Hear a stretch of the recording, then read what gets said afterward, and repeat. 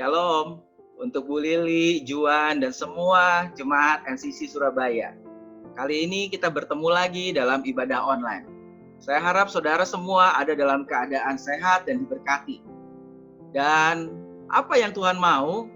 Bahwa Tuhan mau kita live by faith. Tuhan mau kita hidup di dalam iman, grow in grace, bertumbuh dalam kasih karunia-Nya, dan kita walk in love, berjalan di dalam kasih-Nya Tuhan. Itulah dasar daripada kehidupan kita. Dan hari ini, kalau kita ada masih di karantina, nggak bisa kemana-mana, itu sebetulnya Tuhan tidak sedang mengubur kita. Tapi sebetulnya Tuhan sedang menanam kita. Dan masalah yang mungkin kita hadapi hari-hari ini, Tuhan katakan bahwa your suffering is a while. Bahwa masalah yang kita hadapi itu sifatnya adalah sementara. Jadi, ada dari beberapa saudara mungkin hari-hari ini ada di dalam banyak masalah. Ada beberapa yang mungkin penghasilannya menurun. Ada beberapa kita nggak bisa kemana-mana, bosan di rumah. Dan apa yang Alkitab katakan? Bahwa di dalam 1 Petrus 5 ayat 10 Tuhan sudah katakan, dan Bapa sumber segala kasih karunia yang telah memanggil kamu dalam Tuhan Yesus kepada kemuliaan yang kekal akan melengkapi, meneguhkan, menguatkan, dan mengokohkan kamu sesudah kamu menderita seketika lamanya. Bahasa Inggrisnya bagus karena dikatakan after you have suffered for a little while.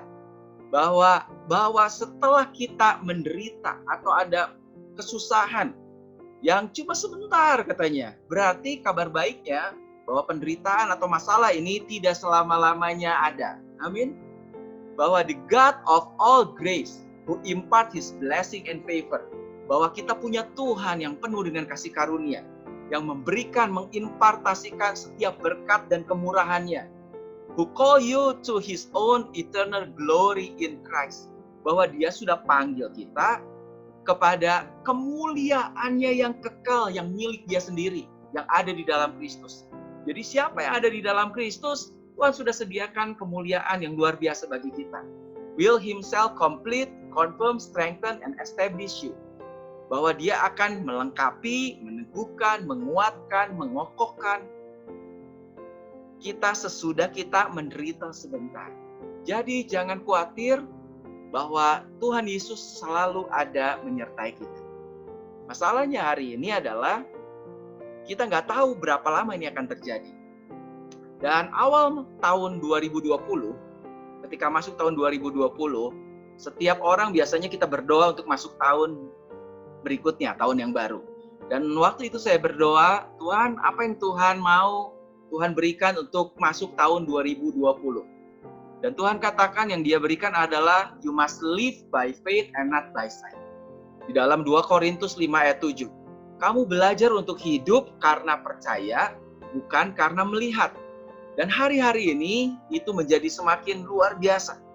Tuhan mau untuk kita, untuk saya pribadi, terutama untuk hidup karena percaya, bukan karena melihat. Berarti hidup cuma berdasarkan percaya saja. Percaya. Kenapa? Saya mau tanya saudara, tahukah saudara berapa lama lagi virus corona ini akan berakhir? Pandemik ini akan berakhir. Ya, ada yang bilang bahwa vaksin akan ditemukan 1 tahun lagi, ada yang bilang 2 tahun lagi, bahkan ada yang bilang mungkin sampai 4-5 tahun lagi. Gak ada yang tahu sama sekali. Dan di tengah itu semua, makanya kita butuh iman. Dan iman itu apa? Faith is not knowing what the future holds. Iman itu memang gak perlu tahu apa yang terjadi, apa yang akan terjadi di hari esok. Dan memang kita gak tahu. Tidak ada satu orang pun yang tahu. But faith is knowing who holds the future. Tapi iman itu adalah satu keyakinan bahwa kita tahu siapa yang memegang masa depan kita. Dan itu yang penting, itu yang menentukan. Kita tahu bahwa Tuhan yang mengatur semua masa depan daripada apa yang terjadi di dunia. Dia sudah tahu awal dari akhir, Dia sudah tahu akhir dari awal. Karena apa? Karena Dia di luar waktu. Dia tahu semuanya sampai akhir. Dan kita nggak tahu. Tapi karena Dia tahu, justru kita beriman kepada Dia. Dan setiap orang sekali lagi punya harapan. Seperti jalan ini kita nggak tahu ujungnya ada di mana. Tapi kita berharap pandemik ini segera akan berakhir. Amin. Dan harapan itulah esensi bagian daripada iman juga. Kenapa? Di dalam Ibrani 11 ayat 1 dikatakan faith is the confidence that what we hope for will actually happen. Jadi kalau saudara punya harapan, sebetulnya itu adalah bagian dari iman. Dan iman itu adalah satu keyakinan, confidence. Keyakinan bahwa apa yang kita harapkan itu pasti akan terjadi di dalam Kristus. And it gives us assurance about things we cannot see. Dan itu memberikan satu jaminan tentang sesuatu yang belum kita lihat. Makanya Tuhan mau kita hidup oleh iman. Iman kita percaya bahwa siapa yang memegang hari esok kita. Siapa yang mengatur semuanya. Di tengah penderitaan atau masalah yang cuma sebentar ini, berarti nggak selama-lamanya, kita masih punya Tuhan yang mengatur segala-galanya. Dan tahukah saudara, ketika kita bisa percaya, Tuhan menjanjikan satu berkat yang luar biasa buat kita. Buat orang yang bisa percaya meskipun tidak melihat. Dan itu dikatakan di dalam Yohanes 20 ayat 29. Bahasa Indonesianya bilang, kata Yesus kepadanya, karena engkau telah melihat aku, maka engkau percaya. Berbahagialah mereka yang tidak melihat namun percaya. Di dalam bahasa Inggris, berbahagialah dipakai kata bless. Berarti apa? Diberkatilah mereka yang bisa percaya meskipun tidak melihat. Jadi ketika kita beriman, kita belum lihat apa yang akan terjadi, tapi kita percaya. Karena kita tahu kita punya Bapa yang begitu baik buat kita. Ketika kita percaya, itu berkat akan mulai turun atas kita. Dan satu ayat lagi, Yohanes 11 ayat 40. Yesus menjawab, bukankah telah kukatakan kepadamu, jika engkau percaya, engkau akan melihat kemuliaan dari Allah. Ketika kita percaya, ada berkat yang luar biasa. Ketika kita percaya, kita justru akan lihat dari kemuliaan Tuhan yang akan terjadi dalam hidup kita. Dan Efesus 1 ayat 15, ada ayat yang luar biasa. Setelah aku mendengar tentang iman, dalam kurung faithmu, tentang imanmu kepada Tuhan Yesus, agar kamu mengerti pengharapan, hope. Lihat di sini ada iman, ada pengharapan. Karena esensi dari iman adalah pengharapan. Dan pengharapan di dalam Kristus tidak mengecewakan. Setelah aku mendengar tentang imanmu dalam Tuhan Yesus, agar kamu mengerti pengharapan, hope, apakah yang terkandung dalam panggilannya. Pengharapan apa yang terkandung dalam panggilannya? Apa? Ada sesuatu yang Tuhan sediakan buat kita. Yang berharap dan tetap percaya. Apa itu? Betapa kayanya kemuliaan. Lihat, tadi Tuhan sudah janji memang. Bahwa apa? Buat kita yang bisa berharap dan tetap percaya di tengah semua ini. Saudara akan melihat kemuliaan Tuhan. Amin. Dan itu yang kita harapkan. Saya juga berharap itu yang terjadi. Betapa kayanya kemuliaan, glory. Bagian yang ditentukannya bagi orang-orang kudus. Dan betapa hebat kuasanya bagi kita yang percaya. Sesuai dengan kekuatan kuasanya. Jadi betapa hebat kuasanya buat kita yang percaya. Sesuai dengan kekuatan kuasanya. Sesuai dengan kekuatan kuasa daripada Kristus. Itulah kita akan mulai ngalami dan kita rasakan. Makanya kita tetap berharap dan kita tetap percaya. Tuhan mau kita hidup di dalam iman. Tapi masalahnya sekarang apa? Nah, saudara lihat. May you know the immeasurable greatness of His power toward you who believe. Ada satu kuasa yang immeasurable. Satu kuasa yang tidak bisa diukur yang Tuhan sediakan buat kita. Jadi, di tengah semuanya ini, percayalah, ketika kita sungguh-sungguh percaya bahwa Dia yang mengatur masa depan kita, kita tetap percaya di tengah semua masalah dan penderitaan. Percaya justru kita akan melihat kuasa Tuhan. Kita justru akan terima semua mujizat. Dan kita akan lihat kemuliaan Tuhan dinyatakan dalam hidup kita. Amin. Nah, masalahnya Tuhan bilang, we must live atau walk by faith and not by sight. Saya dapat satu gambar yang cukup menarik. Kenapa? Saya bayangkan kalau kita hidup atau berjalan di dalam iman bukan dengan melihat, itu berarti seperti kita jalan dengan mata tertutup. Ya, dan memang kalau mata tertutup, ya kita nggak tahu apa-apa. Justru kalau kita mata terbuka, banyak kali kita justru takut. Dan memang ada satu istilah bilang apa? We walk by faith and not by sight. We live by faith and not by fear. Yang Tuhan mau. Berarti sight itu menimbulkan fear. Ketika kita melihat banyak, itulah menimbulkan ketakutan dalam hidup kita. Jadi memang Tuhan mau kita hidup oleh iman aja, oleh percaya aja. Bukan justru kita lihat-lihat, karena kalau kita semakin banyak kita tahu, semakin banyak kita lihat, semakin banyak kita takut. Jadi gimana supaya kita nggak takut? Sebetulnya gampang, ini ada kartun lucu. What we can do to stop living in fear.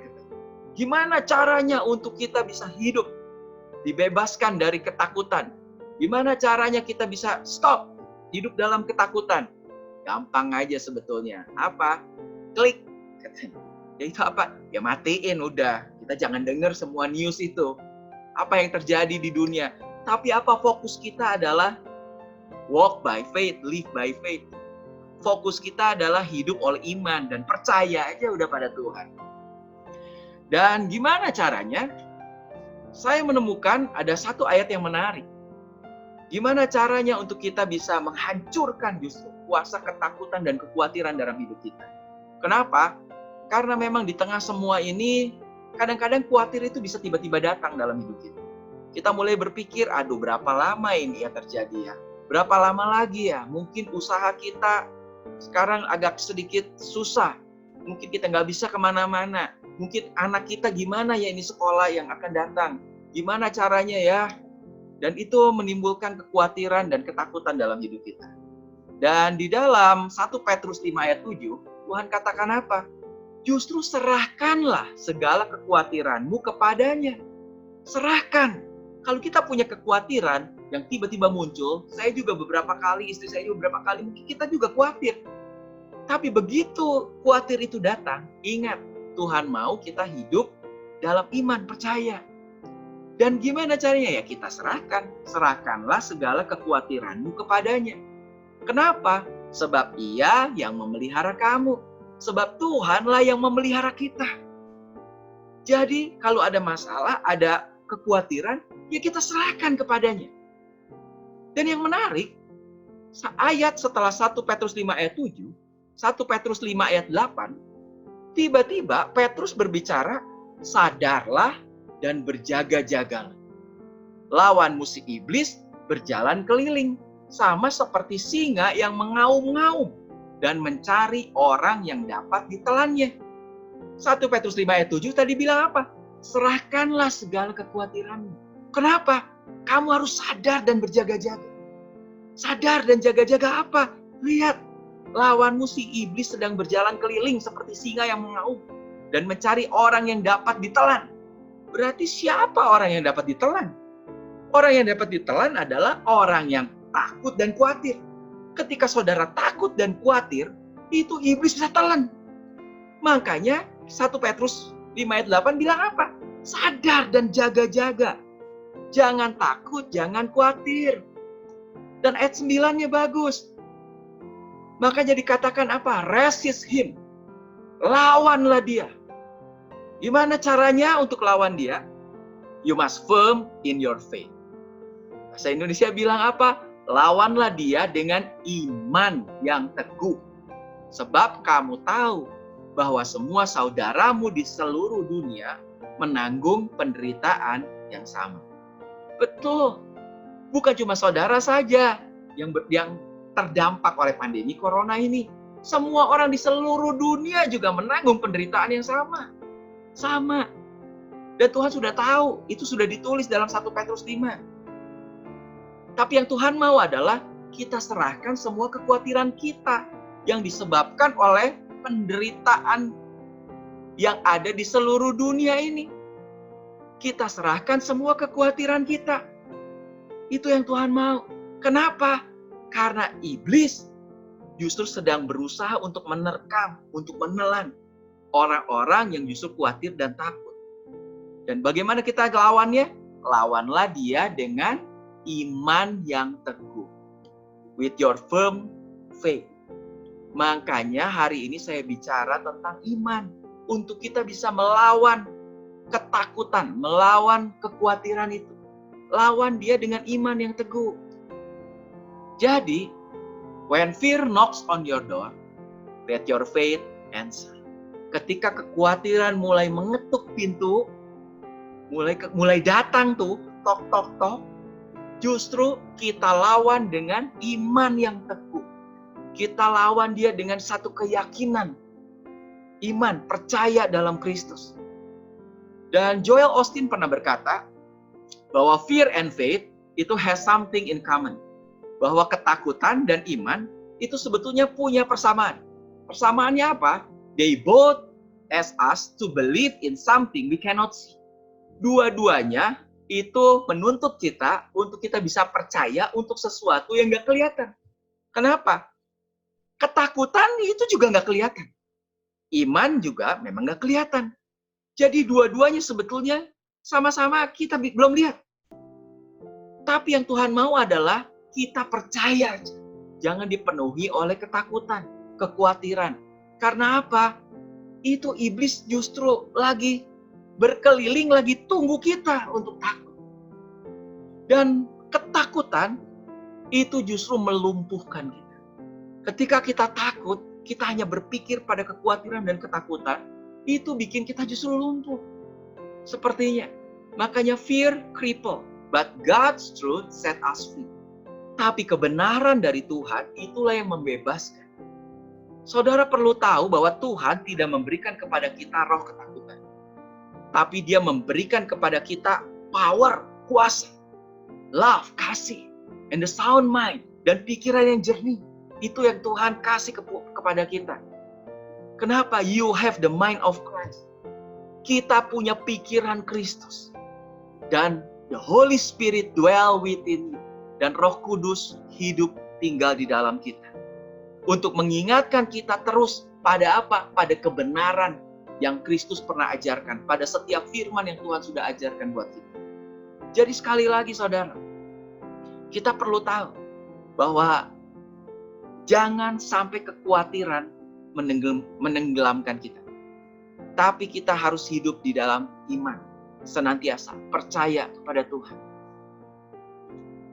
Karena itu, hiduplah in faith, not fear. Hiduplah di dalam iman, bukan di dalam ketakutan. Gimana ya caranya? Caranya adalah, meskipun kita nggak lihat ini jalan, ujungnya ada di mana. Begitu juga mungkin kehidupan kita hari ini. Masalah yang sedang kita hadapi, pandemik ini, mungkin kita juga belum lihat ujungnya kapan. Tapi yang Tuhan mau adalah, untuk kita mengatasi ketakutan itu adalah trusting God no matter what. Kita percaya Tuhan, tidak peduli apapun juga yang sedang kita alami. Gimana caranya? Ya Tuhan bilang, follow me. Tuhan bilang, ya ikutlah aku aja. Ikutlah aku seperti apa? Percaya betul-betul ke Tuhan. Ikutlah. George Muller pernah bilang begini, faith does not operate in the realm of the possible. Bahwa iman itu tidak bekerja di dalam alam yang mungkin. There is no glory for God in that. Karena gak ada kemuliaan itu di situ. Which is humanly possible. Kalau itu buat manusia itu masih mungkin. But faith begins where man's power ends. Tetapi iman dimulai ketika power atau kuasa manusia ini udah menyerah. Betul-betul kita sudah nggak bisa apa-apa lagi. Disitulah iman akan mulai timbul. Jadi terkadang memang dalam hidup ini ada masalah yang sepertinya begitu menekan dan saudara mungkin merasa udah nggak sanggup lagi. Jangan khawatir. Di tengah itu semua justru kita berharap kepada Tuhan. Dan saya mau kesaksian, saya pernah mengalami ini. Akhir tahun 2019 yang lalu, sekitar bulan Desemberan, saya pernah cerita juga, saya pernah kesaksian ke saudara. Saya kena tipu dari masalah kartu kredit. Singkat cerita lah, karena telepon ini dan itu. hampir 50 juta saya harus bayar. Dan saya sudah bilang kepada banknya bahwa ini bukan pemakaian saya.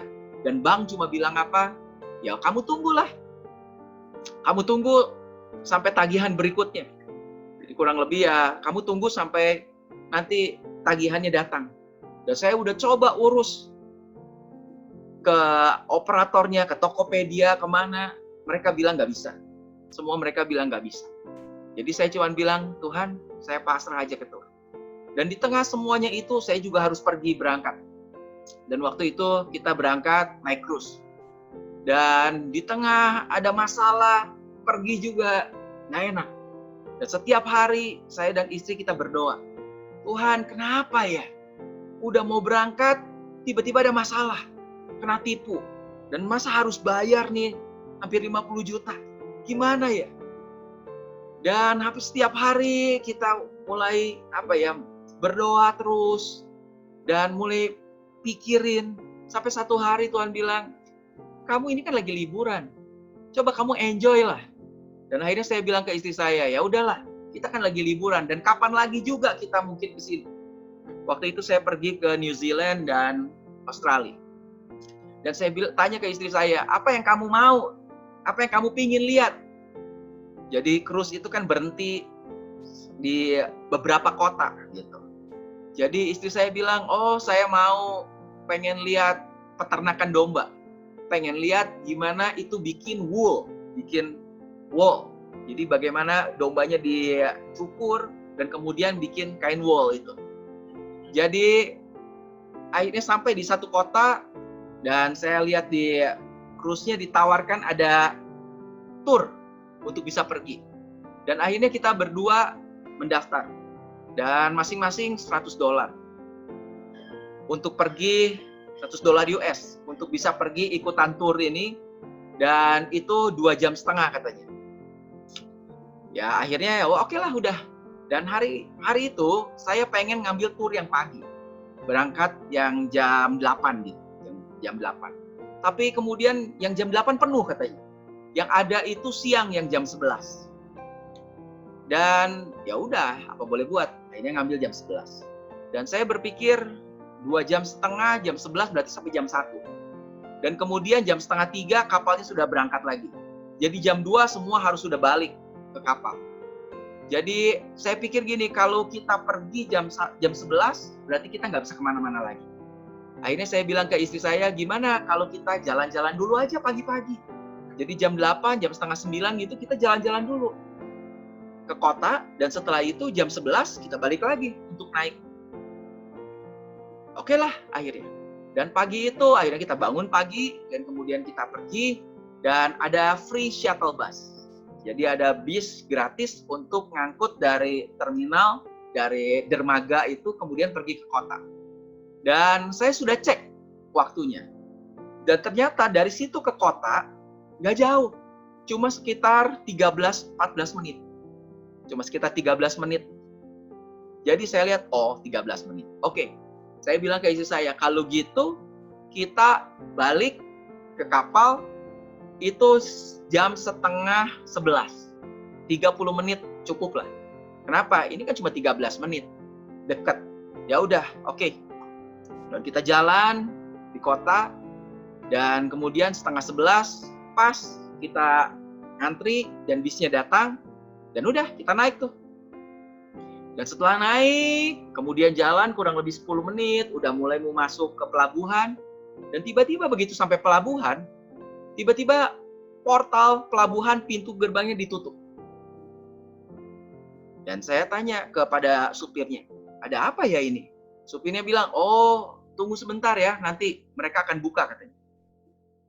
Kemudian mulai waktu berjalan, 5 menit, 10 menit, saya mulai lihat, waduh, ini udah tinggal 2 menit sih, tinggal jalan kaki deket bisa.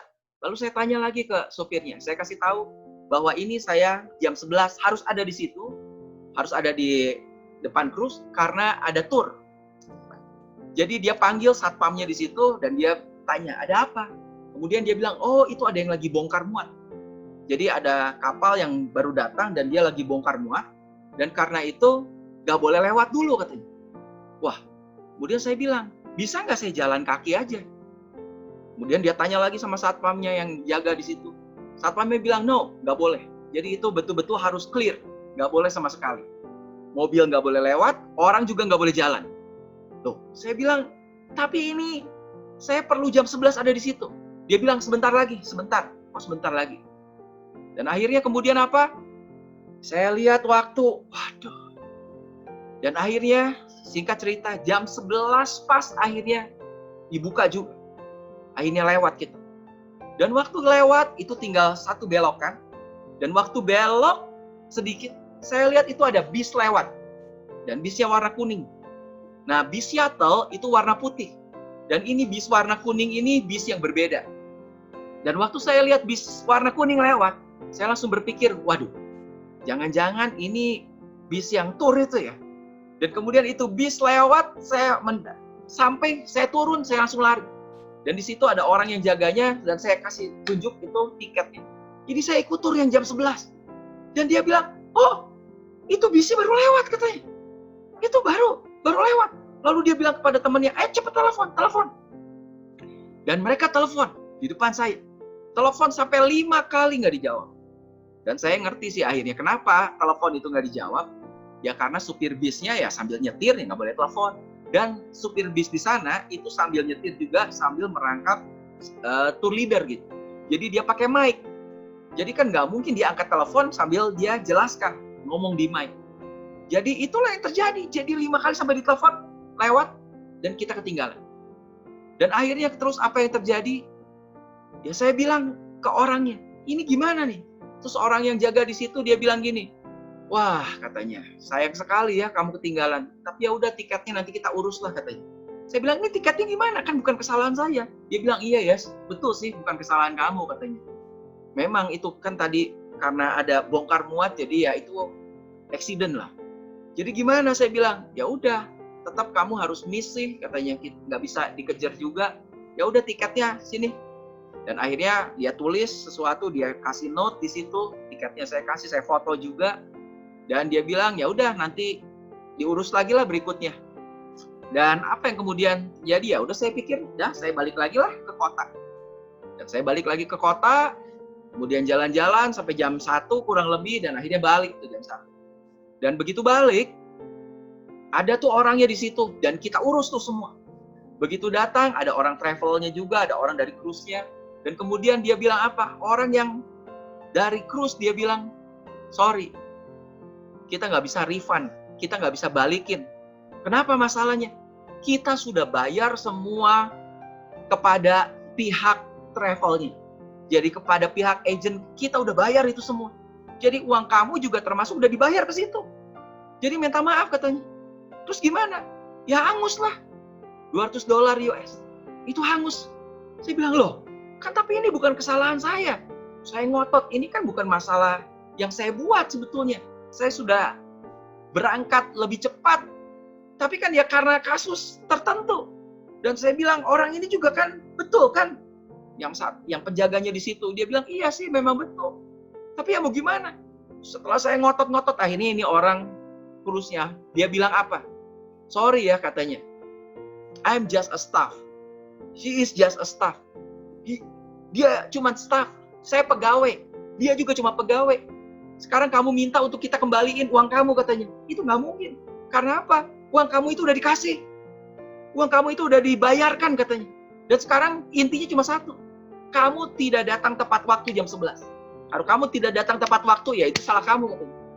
Jadi itu bukan masalah kita. Jadi gimana? Ya udah, kamu sana keluar katanya.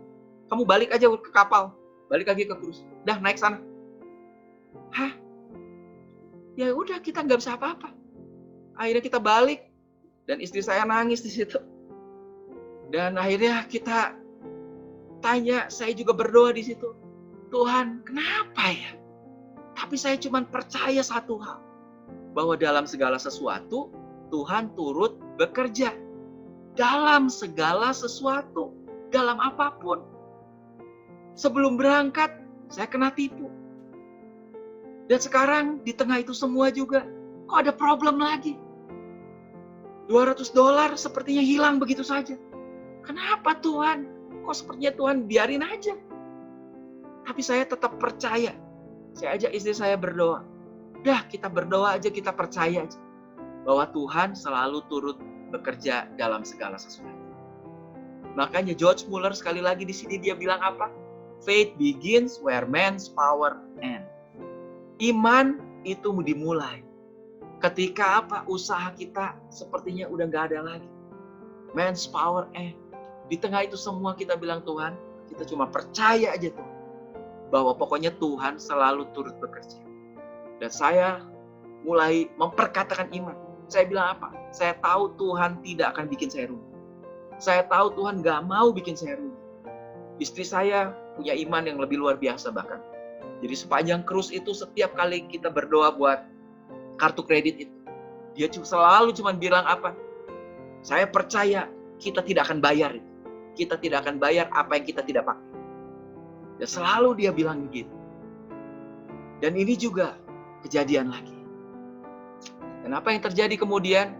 Kurang lebih sekitar setengah jam. Kita masih di kamar, kita doa. Dan tiba-tiba telepon bunyi.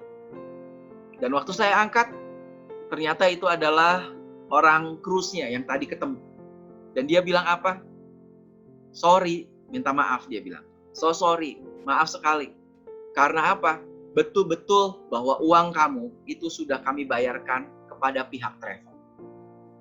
Minta maaf sekali. Tapi, it's good to you. Saya ingat itu kalimat yang dia pakai. Baik bagi kamu. Kenapa? Saya sudah bicara kepada manajer saya. Dan kali ini, untuk kasus ini, akhirnya kami ganti uang kamu. Akhirnya apa? Kita kembalikan uang kamu. Wow, luar biasa. Itulah iman. Tadi dikatakan di awal, kalau kamu percaya, kamu akan melihat kemuliaan Tuhan. Akan terjadi. Ketika kita beriman, kita akan lihat justru kemuliaan Tuhan itu. Wow, saya bilang. Krus mau gantiin uang kita. Padahal berkali-kali dia bilang, betul-betul uangnya udah dibayarkan. Dia sendiri yang bayar. Dan gak mungkin dibatalkan. Tapi dia bilang kali ini, oke lah. Wow. Makanya, our faith in the Lord Jesus Christ is the source of spiritual power.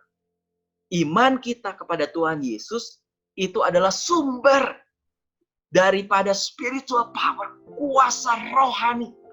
That will give you and me the assurance that we have nothing to fear. Yang justru memberikan kepada kita satu garansi, satu kekuatan, satu keyakinan bahwa tidak ada yang perlu ditakutkan. Tidak perlu khawatir, tidak perlu takut. Bahwa apa? Dalam segala sesuatu memang selalu Tuhan turut bekerja dalam segala sesuatu untuk mendatangkan kebaikan. Percayalah itu. Dan ceritanya belum berakhir di sini. Kenapa? Besoknya kita mendarat lagi di salah satu kota. Dan kemarin kan gak jadi kita pergi ke peternakan. Tapi saya gak mau ikut lagi, udah. Ikut beli tur lagi dari kapal. Kenapa? Nanti ketinggalan ini dan itu, udah kapok. Saya udah bilang sama istri, dah kali ini kita jalan-jalan aja lah, udah kita jalan aja, lihat aja kota. Udah. Dan begitu kita turun, kali ini begitu turun dari krus, sepanjang dermaga itu, ternyata banyak travel yang menjual tur. Dan salah satunya saya lihat ada tur ke peternakan domba. Dan saudara tahu, tur yang kemarinnya, yang saya batal, itu $100 US, 2,5 jam. Hanya lihat ke peternakan domba. Dan kali ini tur yang ditawarkan di dermaga itu, ternyata ini $100 New Zealand, $100 New Zealand lebih murah. Dan itu 6 jam. Ternyata dibawa ke kota, keliling kota, lihat kota, dan juga lihat peternakan, yang peternakannya ternyata jauh lebih besar katanya. Ini 35 ribuan domba yang jauh lebih besar. Dan akhirnya kita lihat juga di situ ada show juga, gimana itu anjing gembala yang menuntun domba-domba untuk bisa masuk kandang. Jadi bukan cuma lihat bikin wool, bukan lihat domba dicukur rasanya, tapi kita lihat juga gimana anjing gembala itu Itu domba bisa nurut semuanya, digiring, masuk semua, diajak keliling kota. Dan setelah itu apa? Dikasih nyoba makanan juga yang dihidangkan sama di peternakan itu. Dan semuanya 6 jam kita lihat semuanya. Dan di situ kita mulai mengerti. Wow, ternyata apa yang Tuhan katakan dalam firman-Nya selalu benar. Tuhan bilang bahwa aku turut bekerja dalam segala sesuatu mendatangkan kebaikan bagi kamu. Dan itu ternyata benar. Saya lagi bayangkan seperti Tuhan di atas mungkin lagi bilang gini. Ketika saya pesan itu tur kemarin. Dia bilang, dan dia tahu kan. Dia bilang apa? Aduh, kamu itu tur kemahalan. $100 US. Itu cuma 2,5 jam. Peternakannya kecil lagi. Itu jelek. Makanya ternyata Tuhan bisa hambat, tanda kutip. Kok dia bisa memperlambat? Bisa sampai saya terlambat itu? Padahal harusnya nggak terlambat. Kok bisa sepertinya dicegah untuk ikut? Dan di tengah semuanya itu, Tuhan memberikan yang jauh lebih baik. Jadi sekali lagi ketika kita beriman, percaya aja, serahkan seluruh hidup kita. Tidak perlu ada yang khawatir, tidak perlu ada takut ke Tuhan. Tapi ketika kita percaya, justru Tuhan tadi janjikan akan ada blessing, akan ada berkat. Dan kita akan lihat kemuliaan. Luar biasa. Dan saudara perlu tahu lagi. Jadi kalau hari ini saudara ada di tengah masalah, di tengah pandemik ini, tetap sampai kapan kita nggak tahu. Saudara perlu tahu. Ini saya kasih kekuatan. Iman adalah satu kekuatan. Gimana kita bisa beriman ke Tuhan? Saudara perlu tahu kebenarannya. 1 Yohanes 5 ayat 1 berkata apa? Setiap orang yang percaya bahwa Yesus adalah Kristus, lahir dari Tuhan. Setiap orang yang percaya bahwa Yesus adalah Kristus, lahir dari Tuhan. Sekarang saya tanya saudara. Saudara percaya nggak Yesus adalah Kristus? Dan dia adalah anak Tuhan. Dia anak Elohim, putra Elohim yang turun untuk menebus kita. Percayakah? Kalau saudara percaya, apa janjinya? Setiap orang yang percaya bahwa Yesus adalah Kristus, lahir dari Tuhan. Dan ayat berikutnya bilang, sebab semua yang lahir dari Tuhan mengalahkan dunia. Wow. Kalau saudara percaya tadi, Yesus adalah Kristus, dia adalah Tuhan. Dan semua, berarti saudara lahir dari Tuhan. Dan semua yang lahir dari Tuhan mengalahkan dunia. You are an overcomer. Saudara perlu tahu, saudara itu mengalahkan dunia. Makanya saudara tinggal percaya aja. Saudara itu lahir dari Tuhan. Dan semua yang lahir dari Tuhan mengalahkan dunia. Dan kalimat berikutnya, saudara lihat ini. Setiap orang yang percaya. Dan sebab semua yang lahir dari Tuhan mengalahkan dunia. Berarti saudara termasuk di situ. Karena tadi saudara percaya Yesus adalah Kristus, berarti saudara lahir dari Tuhan. Dan semua yang lahir dari Tuhan, termasuk saudara, itu mengalahkan dunia. Amin. Dan kalimat berikutnya, dan inilah kemenangan yang mengalahkan dunia. Apa itu? Iman kita. Wow. Jadi yang mengalahkan dunia, itulah iman kita. Saudara sudah mengalahkan dunia. Saudara, iman saudara, itulah kemenangannya yang mengalahkan dunia. Percaya kita kepada Tuhan, itulah yang mengalahkan dunia. Makanya yang iblis serang adalah dia tidak mau kita percaya. Dia mau kita hidup dalam ketakutan dan kekhawatiran. Karena kalau saudara percaya, saudara mengalahkan dunia. Iman saudara itulah yang mengalahkan dunia. Di tengah semua ini, kita tahu Tuhan tetap turut bekerja dalam segala sesuatu untuk mendatangkan kebaikan. Dan saudara perlu tahu saudara lahir dari mana.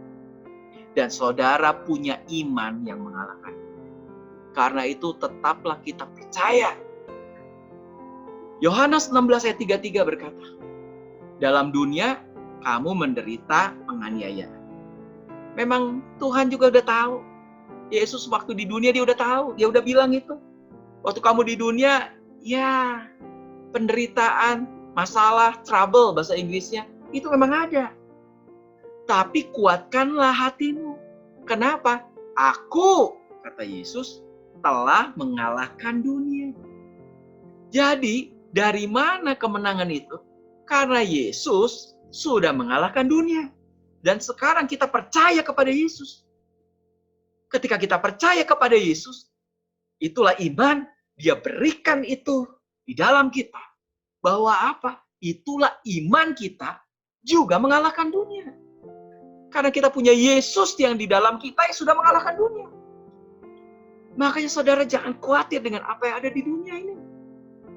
Dan Yesus sebelum naik ke surga, dia sudah berikan satu kalimat yang sangat luar biasa.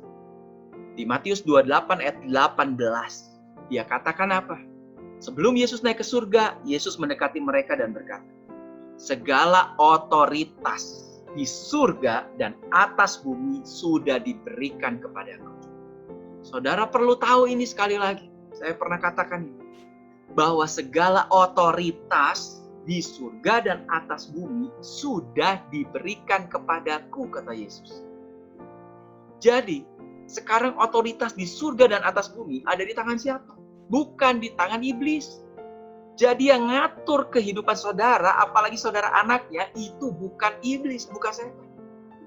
Bukan masalah. Tapi yang mengatur semuanya itu adalah Yesus. Dialah yang mengatur. Otoritasnya ada di tangan dia. Dengan kata lain, kalau dia katakan tidak terjadi, saudara tidak akan pernah kena COVID, tidak akan pernah. Kalau dia katakan saudara tidak akan tertular, tidak akan tertular. Dan kali ini kalau saudara mengalami sesuatu masalah, ingatlah seperti yang tadi. Yesus juga sudah bilang, di dunia ini memang ada masalah. Tapi apa? Ketahuilah, aku sudah mengalahkan dunia, kamu juga sudah mengalahkan dunia. Dan kamu, iman kamu itu, percayalah. Dan kalau kamu percaya, meskipun di tengah masalah ini, justru kamu akan melihat kemuliaan Tuhan. Mulai nyata, mujizat mulai terjadi. Itulah sebabnya. Yesus katakan apa? Otoritas sudah ada di tanganku. Jangan khawatir. Dan kita sekarang iman kita apa? Kita gantungkan iman kita pada Yesus. Dan ayat 18 ini, ayat 20-nya makanya Yesus bilang apa? Be sure of this. Kamu harus yakin tentang hal ini. Tentang apa? Be sure of this. Kamu harus yakin sekali lagi. Kamu harus tahu tentang hal ini. Apa? I am with you always. Even to the end of the age. Kamu, bahwa aku, kata Yesus, menyertai kamu senantiasa. Bahkan sampai akhir zaman. Kalau memang masalah COVID ini kita ada di akhir zaman, khotbah saya kemarin yang belum dengar, saudara bisa dengar itu tentang akhir zaman. Saudara perlu tahu bahwa Yesus selalu menyertai kita sampai akhir zaman. Kita harus be sure, kita harus yakin dengan hal ini. Ada satu quotes bagus katakan gini, faith is not a light that scatter all our darkness. Memang iman itu bukanlah terang yang bisa menyingkirkan langsung semua kegelapan. Tapi faith is a lamp that guides our step in the night. Tapi iman itu adalah seperti lampu, seperti terang bagi jalan kita, yang menuntun kita untuk kita bisa melangkah di dalam dunia yang gelap, di tengah kegelapan. Meskipun kegelapan, gak bisa semuanya memang tersingkir. Buktinya apa? Orang Kristen, bukan orang Kristen, kita sama-sama ngalami di karantina hari ini. Tapi apa perbedaan daripada orang percaya? Kita punya iman. Iman kita apa? Iman kita itulah yang guides our step in the night. Itulah yang menuntun langkah kita di tengah kegelapan ini. Jadi, Saudara nggak perlu khawatir. Bahwa apa? Kita tetap percaya aja. Tuhan tuntun hidup kita. Di tengah kegelapan ini, di tengah semua masalah ini, kita percaya bahwa ada Tuhan yang selalu menuntun. Dan itulah iman. Itulah iman.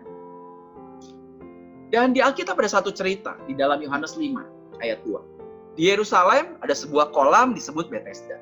Di serambinya terbaring sejumlah besar orang-orang yang sakit, buta, timpang, lumpuh, yang menantikan guncangan air kolam itu. Sebab sewaktu-waktu ada malaikat turun ke kolam itu dan mengguncangkan airnya. Maka orang yang pertama masuk, ia menjadi sembuh, apapun penyakit yang dideritanya. Itu di kolam Bethesda. Jadi banyak, di serambi-serambi itu banyak orang sakit semua. Kenapa? Karena kadang-kadang malaikat suka turun, dia goncangin kolam, itu tandanya malaikat turun. Dan siapa yang masuk pertama, dia sembuh. Apapun dari penyakit yang dideritanya. Dan satu kali Yesus ada di kolam itu. Dan di sana ada seorang yang telah 38 tahun menderita sakit. Saudara bisa bayangkan. Ini kita masalah COVID ya baru beberapa bulan ya, belum 1 tahun. Ya udah hampir setengah tahun lah. Gitu. Tapi ini orang di dalam masalah sakit 38 tahun. Wow. Ketika Yesus melihat orang itu berbaring di situ. Dan karena ia tahu. Yesus lihat dan ia tahu. Sekali lagi, di tengah semua pergumulan dan masalah saudara, Tuhan lihat dan Tuhan juga tahu. Amin. Jangan pikir Tuhan gak peduli. Tuhan selalu lihat dan dia tahu. Dan dia tahu bahwa ia telah lama dalam keadaan itu. Berkatalah ia kepadanya. Yesus tanya ke orang itu, maukah engkau sembuh? Pertanyaannya simple sebetulnya. Yang Yesus tanya to the point. Maukah engkau sembuh? Ini gambarnya. Orang itu 38 tahun. Udah ada di situ, udah sakit. Dan udah berapa tahun dia ada di situ nggak tahu. Tapi 38 tahun dia sakit. Dan nggak sempat sembuh-sembuh. Kenapa? Yang namanya orang lumpuh. Orang lain udah lari lebih cepat, nyemplung duluan, sembuh duluan. Makanya dia gak sembuh-sembuh. Dan Yesus tanya, kenapa coba dia ada di situ? Ya dia pengen sembuh kan? Dan Yesus tanya, maukah engkau sembuh? Sebetulnya pertanyaannya simpel. Tapi karena orang ini mungkin sudah hidup 38 tahun. Dalam masalah, dalam penyakit. Jadi dia udah berpikir lagi, emang bisa sembuh? Jadi waktu ditanya, mau sembuh nggak? Itu sepertinya imannya sudah hampir nggak ada. Dan apa jawabannya? Harusnya kalau ditanya, mau nggak sembuh? Ya gampang, mau. Nggak jawab aja begitu. Tapi orang yang sakit itu menjawab kepadanya, dia jawab apa? Tuhan, tidak ada orang yang memasukkan aku ke dalam kolam itu ketika airnya berguncang. Dan sementara aku mendatanginya, orang lain mendahului turun sebelum aku. Jadi waktu Yesus tanya, kamu mau sembuh nggak? Dia cuma bilang apa? Nggak ada orang lain yang tolong saya. Jadi pengharapan dia itu selalu pada orang lain dan sepertinya nggak ada yang bisa tolong saya udah. Nggak mungkin lah. Makanya waktu Yesus tanya aja, kamu mau sembuh nggak? Sepertinya itu dia pikirannya dia, oh Yesus mau tolong, tapi mana bisa? Dan memang dia nggak kenal, makanya dia bilang apa? Tuhan. Dia bukan bilang Tuhan, Sir, dia bilang. Dia nggak kenal. Jadi Yesus sebetulnya lihat, dia tahu, dia perhatikan, makanya dia tanya, dia mau kasih kesembuhan. Dan kemudian apa yang terjadi? Yesus berkata, bangunlah, angkatlah tilammu, dan berjalan. 38 tahun dia sakit. Waktu ditanya, kamu mau sembuh nggak? Nggak ada yang bantu. Dan Yesus cuma bilang apa? Dah, bangun, angkat tilammu dan berjalan. Dan kalimat berikutnya bilang apa? Seketika itu juga. Jadi instantly, sembuhlah orang itu, ia mengangkat tilamnya dan berjalan. Ketika Yesus bilang bangun, angkatlah tilammu dan berjalan. Saya yakin ketika dia ketemu, dia lihat Yesus, dan waktu Yesus bilang, "Bang," itu imannya mulai timbul. Dan ketika dia percaya, dia jawab. Seketika itu juga sembuhlah orang itu. Jadi hari ini saudara perlu tahu bahwa faith is not knowing that God can, but it's knowing that God will. Iman itu bukan hanya kita tahu bahwa Tuhan sanggup, tapi iman itu adalah kita tahu Tuhan mau. Kenapa dia datangi orang ini, dia mau orang itu sembuh. Ada satu cerita lagi. Satu ketika Yesus khotbah di atas bukit, di atas gunung. Dan setelah dia turun dari gunung, ini Matius 5, 6, dan 7 itu khotbah di bukit. Dan ini setelah itu, setelah selesai khotbah di bukit, Yesus turun dari gunung. Banyak orang mengikuti dia. Datanglah seorang kusta menyembah kepadanya sambil berkata, "Tuhan, jika engkau mau, engkau dapat mentahirkan aku." Saya yakin orang ini mungkin dengar. Kenapa? Dia di balik gunung, dia bisa dengar suara Yesus. Kan itu 5.000 orang aja, banyak orang bisa dengar. Termasuk dia dengar. Oh, itu yang Yesus ajarkan. Makanya kemudian waktu Yesus turun dari balik yang sebaliknya, dari sisi yang berlawanan dengan kerumunan orang itu, orang kusta ini langsung datang dan dia bilang apa? "Jika engkau mau, engkau bisa mentahirkan aku." Dan lalu Yesus mengulurkan tangannya dan menjamah dia serta berkata, "Aku mau, jadilah engkau tahir." Seketika itu juga lenyaplah kustanya. Kalau yang tadi Yesus tanya, "Maukah engkau sembuh?" Orang ini justru bertanya, "Jika engkau mau, engkau bisa sembuhkan aku." Dan Yesus jawab apa? "Aku mau." Jadi sekali lagi, kita harus yakin, kita harus tahu bahwa Yesus mampu dan dia juga mau. Bukan cuma mampu, tapi dia juga mau. Di tengah semua masalah kita, dia juga mau untuk tolong kita. Kita harus yakin itu. Kita lihat dulu filmnya. Setelah Yesus turun dari bukit, orang banyak berbondong-bondong mengikuti dia. Maka datanglah seorang yang sakit kusta kepadanya, lalu sujud menyembah dia dan berkata, Ini video dari New Creation Church. "Jika Tuhan mau, Tuhan dapat mentahirkan aku." Lalu Yesus mengulurkan tangannya, menjamah orang itu dan berkata, "Aku mau, jadilah engkau tahir." Seketika itu juga tahirlah orang itu daripada kustanya.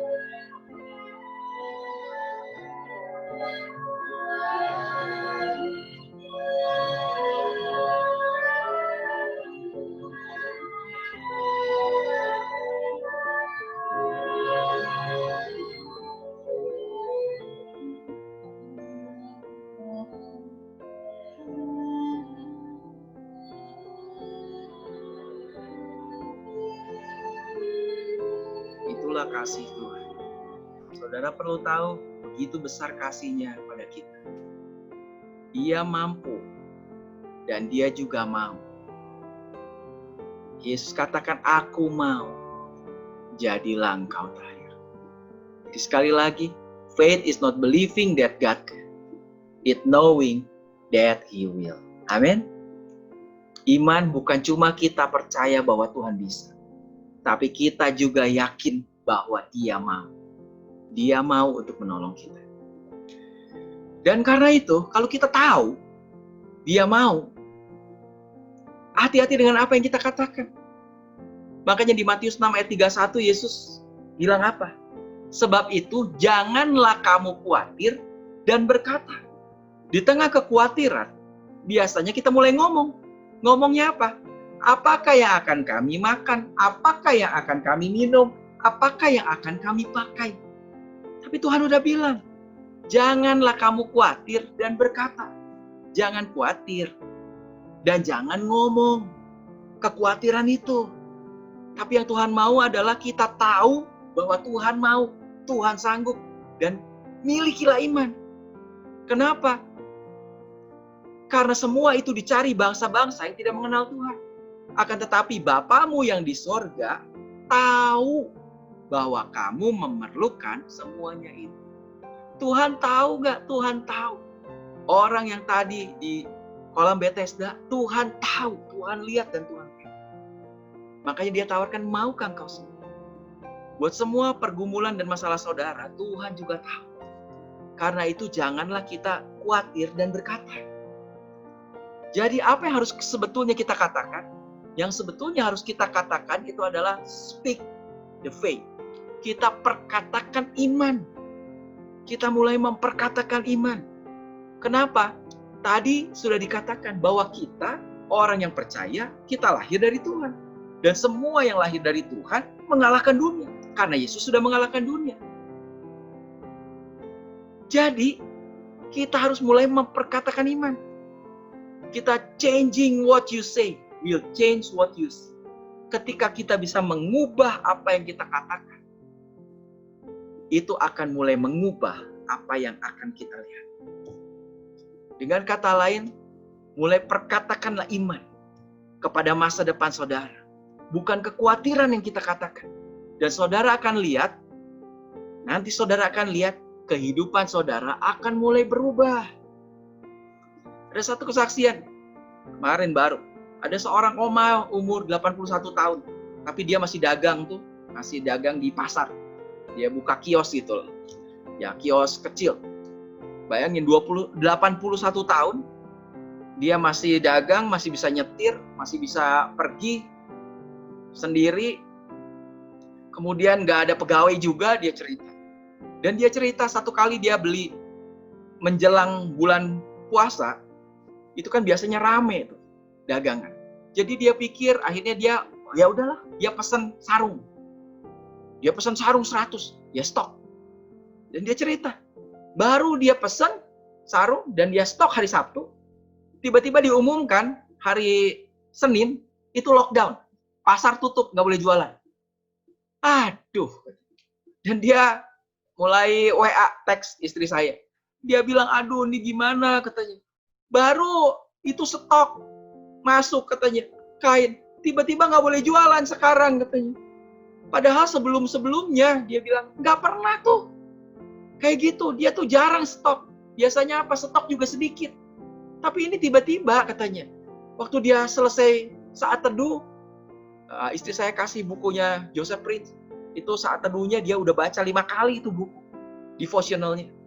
Dan dia cerita, tiba-tiba kok kayak Tuhan kasih hikmat ya. Apa? Ya kamu belilah dulu. Ini sebelum lebaran. Sebelum puasa. Puasa belum tuh. Belum puasa. Jadi kamu stok. Ya udah, pas kebetulan ada uang. Ya dia stok lah katanya. Dia belilah itu barang. Sarung. Kan biasanya sarung laku. Tiba-tiba nggak boleh jualan katanya. Tapi kemudian apa? Dia bilang, ya udah tolong bantu doa ya. Dan dia sharing. Dan kemudian dia cerita lagi nih ketika ketemu saya baru-baru. Dia bilang setelah itu apa? Dia mulai memperkatakan, Tuhan, itu saya punya sarung. Kalau Tuhan suruh saya beli, saya yakin itu sarung semua akan kejual laku. Gimana caranya? Gak tahu juga. Sekarang dagang aja nggak bisa katanya. Ke pasar nggak bisa. Kenapa? Ya pasarnya di lockdown. Tapi dia terus katakan, apa? Itu sarung laku. Saya percaya sebelum nanti itu lebaran, sarung akan laku. Sebelum lebaran, sarung akan laku. Dan apa yang terjadi? Itulah yang Tuhan mau. Speak words of faith and watch God move. Mulai perkatakanlah firman iman itu. Perkatakan, speak faith into your future. Perkatakanlah iman buat masa depan kita. Bukan ketakutan yang kita katakan. Dan apa? Dan lihat, nanti Tuhan yang akan mulai bekerja. Dan apa yang terjadi? Menjelang, kemudian masuk bulan puasa. Tetap gak boleh buka. Tapi menjelang lebaran, itu kira-kira cuma seminggu lah sebelum lebaran. Itu tiba-tiba boleh buka. Dan akhirnya dia mulai jualan. Dia pakai masker, katanya pakai tangan panjang semua apa. Dia buka jualan. Dan apa yang terjadi? Luar biasa berkat Tuhan. Itu semua sarung laris manis. Habis ada orang yang borong. Dan dia bilang, wow. Bahkan sampai menjelang besoknya, Lebaran hari itu dia masih bisa jualan.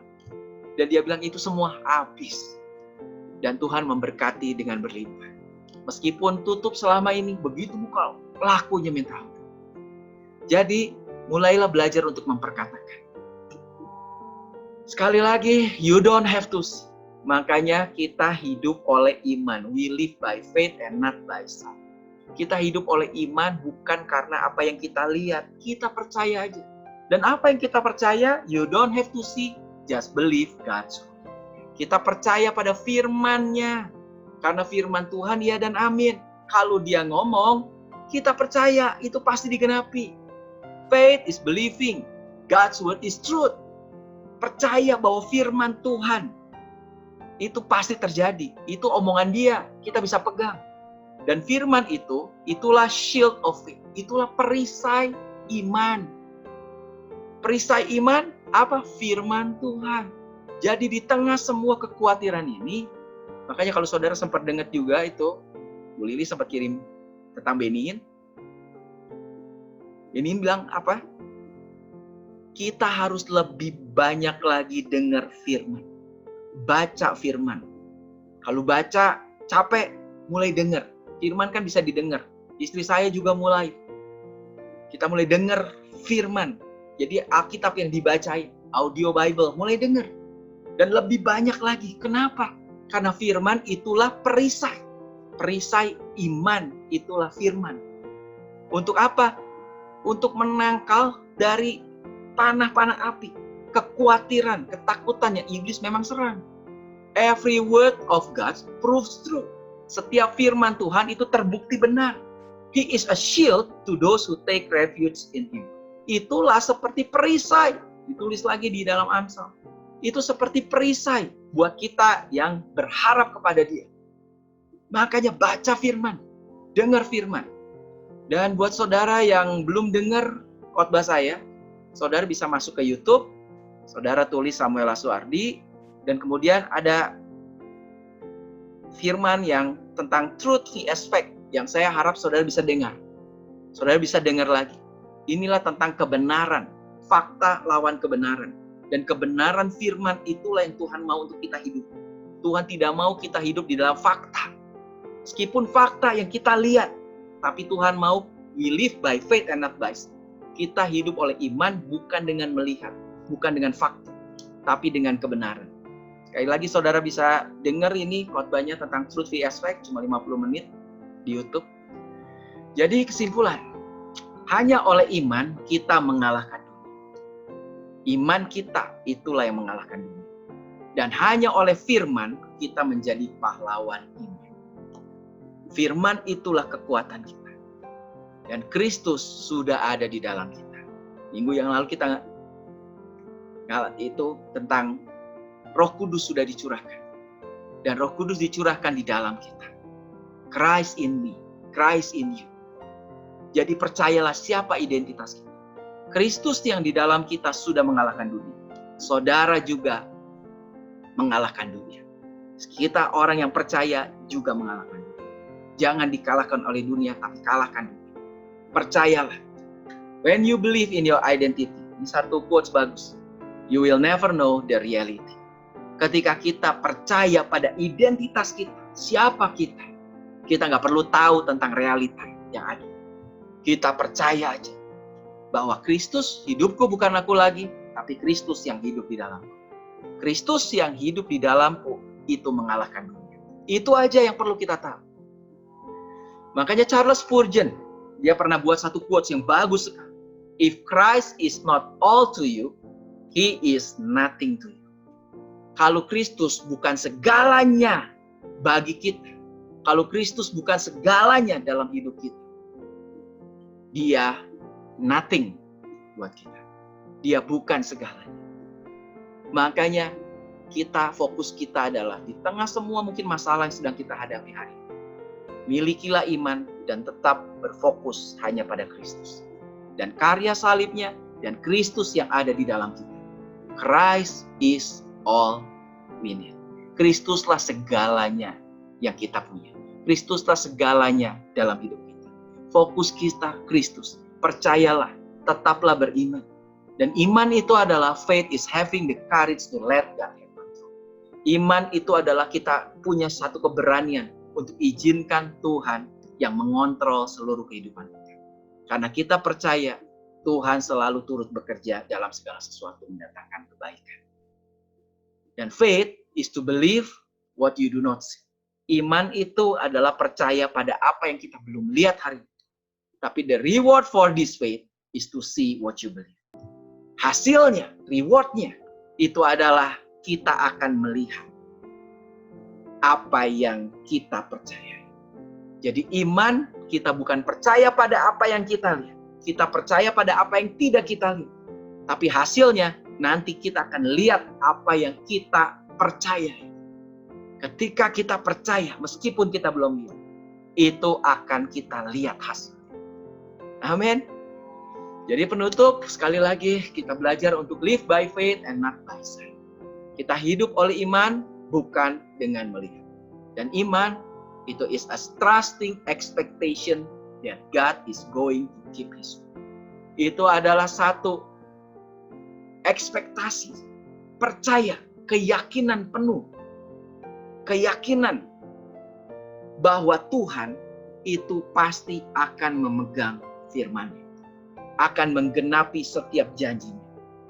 Kita percaya penuh, itulah iman pada firman. Makanya perkatakan itu firman. And knowing he will never let you down. Dan percaya bahwa dia tidak akan pernah menjatuhkan kita. Percaya bahwa kita adalah orang-orang yang dikasihi. Percaya. Percayalah. Dan gimana caranya supaya iman kita bisa full? Nanti saya akan lanjutkan. Jadi gimana supaya iman kita bisa full? Nanti pada khotbah yang akan datang. Oke? Jadi sekali lagi, tetap beriman, tetap percaya. Itulah kekuatan kita. Bahwa kita mengalahkan dunia karena Kristus sudah mengalahkan dunia. Dan Kristus ada di dalam kita. Dan kita punya Kristus yang begitu mengasihi kita. Di tengah semua masalah yang kita hadapi, Tuhan selalu turut bekerja dalam segala sesuatu mendatangkan kebaikan. Percayalah penuh pada Dia. Mulai memperkatakan firman.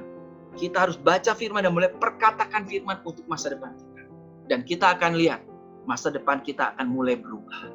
Kenapa? Karena kita percaya pada apa yang belum kita lihat.